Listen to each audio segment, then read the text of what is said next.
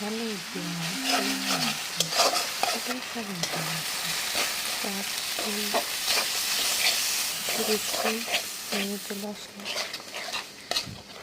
Hello everyone, আসসালামু আলাইকুম। আশা করি সকলেই ভালো আছে। তো আজকে একটি নতুন রান্না নিয়ে চলে আসলাম।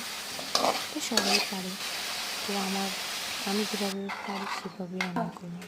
প্রথমে পেঁয়াজ, আদা, রসুন, মরিচ দিয়ে ভালোভাবে হলুদ মরিচ দিয়ে কষিয়ে নিলাম। তারপর আলুগুলো দিয়ে দিলাম।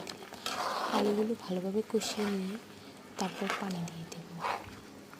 এরপরে টমেটোগুলো দিয়ে দেব। তারপরে কিছুক্ষণ কষানো হলে আমরা মাছগুলো দিয়ে দেব। কার কার পাঙ্গাস মাছ পছন্দ জানিয়ে দেবেন। এই যে এখানে আমাদের রান্না কমপ্লিট হয়ে এসেছে। আর একটু পানি টানলেই নামিয়ে ফেলব।